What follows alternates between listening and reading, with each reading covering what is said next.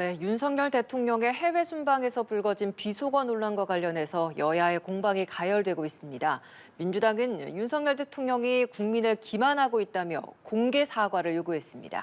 반면 국민의힘은 연일 방어에 나서며 윤석열 대통령 비속어 영상을 먼저 공개한 MBC의 항의 방문을 예고하기도 했습니다. 국회 연결해 보겠습니다. 임혜준 기자. 네, 윤석열 대통령을 둘러싼 비속어 논란에 국민의힘은 총력 방어전에 나서고 있습니다. 야당의 공격은 무분별한 깎아내리기로 규정하고 동시에 윤 대통령 비속어 사용 영상을 언론사 가운데서 가장 먼저 공개한 MBC를 향한 비판 수위를 높이고 있는데요. 주호영 원내대표는 비대위 회의에서 사실관계 확인이라는 기본조차도 하지 않고 대통령 비속어 프레임을 씌웠다고 해당 언론사를 비난했습니다. 이어 언론사에 대한 항의 방문과 경위 해명을 요구하는 등 여러 조치를 취해 나가겠다며 강경 대응을 예고했습니다. 주 원내대표는 야당의 온갖 흠집 내기로 순방 성과들이 묻히고 있어 안타깝다며 순방길마다 반복되는 소모적 논쟁은 국가적 자해 행위와도 같다고 지적했습니다. 민주당은 화력을 더욱 끌어올리며 공세에 나섰습니다.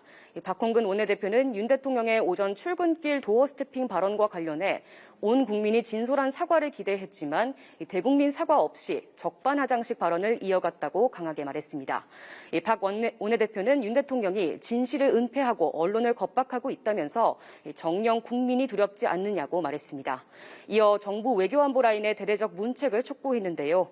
박진 외교부 장관, 김성한 국가안보실장, 김태효 국가안보실 1차장 등에 대한 경질을 요구하면서 오늘까지 결단을 내리지 않는다면 당 차원에서 해임 건의안을 발의하겠다고 압박했습니다. 네, 그 밖에도 여야 입법 문제 또 국정감사 증인 채택과 관련해서도 정면 충돌을 이어가고 있죠. 네, 국민의힘은 어제 민생 안정과 미래 도약 등을 축으로 한 정기국회 10대 중점 추진 법안을 공개했습니다. 최근 민주당이 발표한 7대 입법과제에 대한 맞불 차원인데요. 성일종 정책위의장은 이번 정기국회가 대한민국 제도약의 기틀을 마련해야 하는 중요한 전환점이라며 10대 법안을 이번 회기 내에 반드시 통과시키겠다는 의지를 드러냈습니다. 그러나 이들 법안 통과는 다수당인 야당의 협조 없이는 어려운 상황인데요. 여야가 중점 추진에 나서겠다고 내세운 법안들이 대부분 결이 다른 데다 노란봉투법과 양곡관리법 등 민주당 법안에 대해 국민의힘이 또다시 저지 방침을 재확인하면서 골은 깊어지고 있습니다. 오늘 오후에는 국회 법사위, 환노위, 농해수위 등 상임위가 잇따라 예정돼 있는데 10월 국정감사에 부를 증인 채택을 두고도 여야가 강수를 두며 맞서고 있어 또 한 번 정면 충돌이 불가피해 보입니다. 지금까지 국회에서 전해드렸습니다.